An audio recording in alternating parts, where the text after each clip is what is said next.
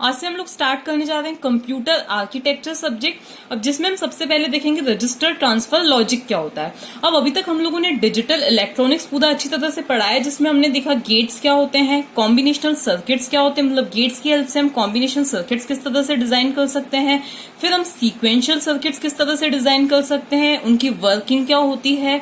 इसी में हमने देखे कि रजिस्टर्स काउंटर्स किस तरह से वर्क करते हैं। तो कुल मिला के हमने किसी भी डिजिटल सिस्टम में जो टूल्स यूज होते हैं उनकी वर्किंग हमने अच्छी तरह से देख ली कि किस तरह से एडिशन होता है, सब्ट्रैक्शन होता है, या ये सर्किट्स किस तरह से, ये टूल्स किस तरह से वर्क करते हैं।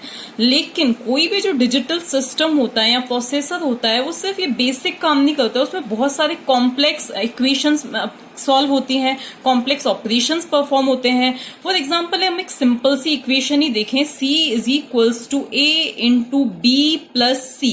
ये कोई सी इक्वेशन है तो इसमें हमें करना क्या है, पहले A को B से मल्टीप्लाई करना है, फिर ये जो रिजल्ट आएगा ये इंटरमीडिएट रिजल्ट होगा, उसको कहीं हमें टेम्पररी सेव स्टोर करके रखना है, फिर उस रिजल्ट को हमें किस में ऐड करना है, C में ऐड करना है, फिर ये जो रिजल्ट है उसको वापस से हमें किस में ऐड करना है, C में ऐड करना है। तो ये जो इक्वेशन है इसको भी परफॉर्म होने के लिए बहुत सारी स्टेप्स की जरूरत रहती है। तो कुल मिला के हमें इन कॉम्प्लेक्स, इस तरह के कॉम्प्लेक्स ऑपरेशंस को अगर समझना है हमें, तो हमें सबसे पहले क्या समझना पड़ेगा, रजिस्टर ट्रांसफर लॉजिक समझना पड़ेगा।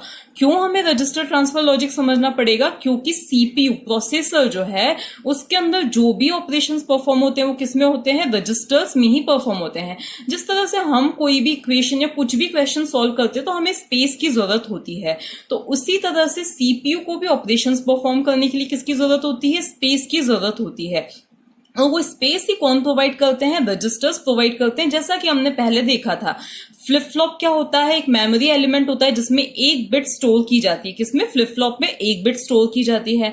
और ग्रुप ऑफ फ्लिप फ्लॉप क्या होता है, रजिस्टर होता है। तो अगर हमारा मान लिया सिंपल सा 4 बिट फ्लिप फ्लॉप है, मतलब ये क्या, सॉरी 4 बिट रजिस्टर है, इसका मतलब किसमें, इसमें कितने फ्लिप फ्लॉप्स होंगे, 4 फ्लिप फ्लॉप का यूज किया जाएगा, जो कि 4 बिट को स्टोर करके रख सकता है। तो इसी तरह से, तो क्योंकि जो भी कैलकुलेशंस होती है वो किसमें परफॉर्म होती है, रजिस्टर्स में परफॉर्म होती है। मतलब सबसे पहले A को एक रजिस्टर में स्टोर किया जाएगा, B को दूसरे रजिस्टर में स्टोर किया जाएगा, और उन पर ही मल्टीप्लीकेशन का ऑपरेशन परफॉर्म होगा। किस तरह से परफॉर्म होगा ये सारी चीजें हम बाद में अच्छी तरह से समझेंगे। तो कुल मिला के जो भी कैलकुलेशन, जो भी ऑपरेशंस परफॉर्म होते हैं सीपीयू के अंदर, उनके लिए रजिस्टर्स की जरूरत पड़ती है। तो इसलिए हमें क्या समझना पड़ेगा, सबसे पहले रजिस्टर ट्रांसफर लॉजिक हमें समझना पड़ेगा। अब रजिस्टर ट्रांसफर लॉजिक जो होता है, ये जो मेथड होता है, ये क्या करता है, सेट ऑफ एक्सप्रेशंस और स्टेटमेंट्स का यूज करता है, जो कि प्रोग्रामिंग लैंग्वेज में हम जो स्टेटमेंट यूज करते हैं ना उनसे रिसेंबल करते हैं। फॉर एग्जांपल प्रोग्रामिंग लैंग्वेज में अगर हमारा कोई स्टेटमेंट है C is equals to A plus B, तो इस तरह का एक्सप्रेशन हम किस में यूज करते हैं, हमारी प्रोग्रामिंग लैंग्वेज में यूज करते हैं। मतलब A और B के कंटेंट्स को ऐड करके किस में स्टोर किया जाए, C में स्टोर किया जाए। तो इस तरह के स्टेटमेंट को हम इजीली किसमें कन्वर्ट कर सकते हैं, रजिस्टर ट्रांसफर लैंग्वेज में कन्वर्ट कर सकते हैं। तो इसीलिए क्या है, RTL method uses a set of expressions, मतलब इसमें कुछ एक्सप्रेशंस इस तरह के हैं कि हम इजीली इस टाइप के एक्सप्रेशंस को इसमें कन्वर्ट कर सकें। अब डिजिटल सिस्टम्स में कोई भी ऑपरेशन अगर हमें परफॉर्म करना है तो हमें ये सारी चीजें स्पेसिफाई करनी पड़ती हैं। फॉर एग्जांपल हमें सिंपल सा स्टेटमेंट कंसिडर करें, C is equals to A plus B, तो इसके लिए भी हमें इन 4 चीजों को स्पेसिफाई करना पड़ेगा पहले। तो पहली चीज क्या है, set of registers in the system, मतलब हमारे सिस्टम में कौन कौन से किस टाइप के रजिस्टर्स हैं। अब रजिस्टर्स, अभी तक तो हमने सिंपली देखा था कि रजिस्टर की वर्किंग कैसी होती है।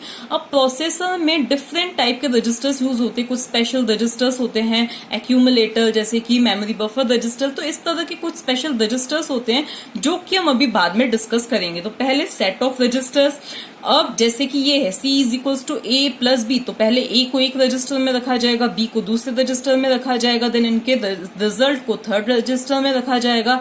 तो पहले तो set of registers, then binary coded information stored in the register, मतलब अब इन रजिस्टर्स में कौन सी इंफॉर्मेशन स्टोर हो रही है।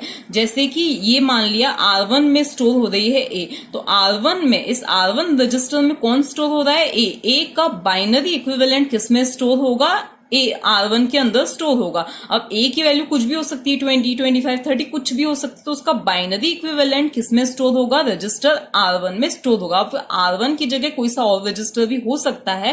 देन इसके बाद में ऑपरेशंस परफॉर्म। अब ऑपरेशंस जो है ना बहुत इंपॉर्टेंट चीज है।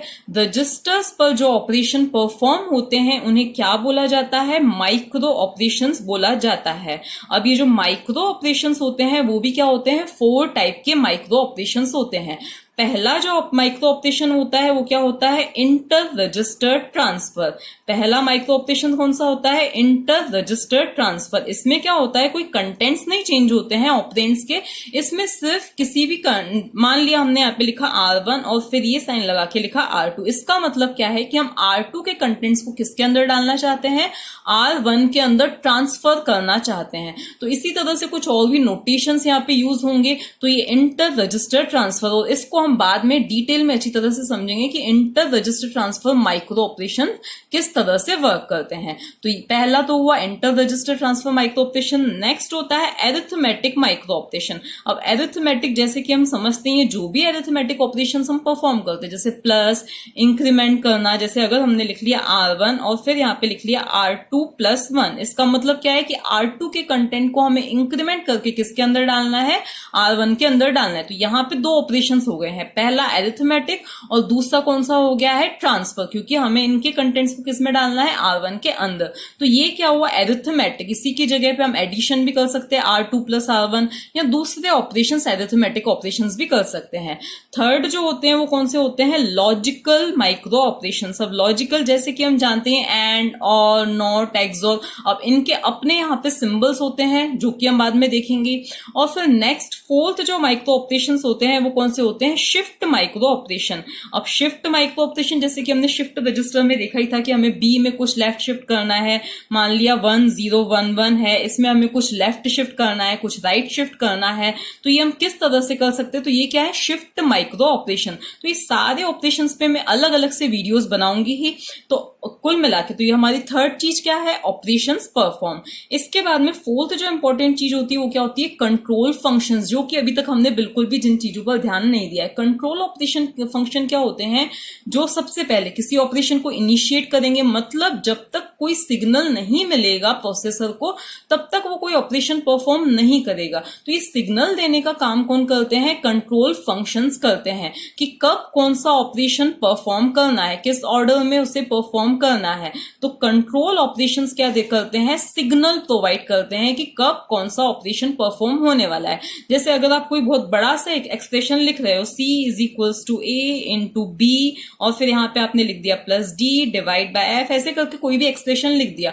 अब इनमें से सबसे पहले ये ऑपरेशन इनिशिएट कब होगा? इनिशिएट होने के बाद में सबसे पहले कौन सा ऑपरेशन इनमें से परफॉर्म होने वाला है, फिर कौन सा ऑपरेशन परफॉर्म होगा। तो इस तरह से सिग्नल्स जनरेट करने का काम कौन करते हैं? कंट्रोल फंक्शंस करते हैं। तो ये सारी चीजें हमें जो भी अभी मैंने बताई हैं उन पर सभी पे मैं इंडिविजुअली वीडियोस बनाऊंगी, बहुत ही डिटेल में उन चीजों को एक्सप्लेन करूंगी। सो प्लीज आप चैनल को सब्सक्राइब जरूर कीजिए।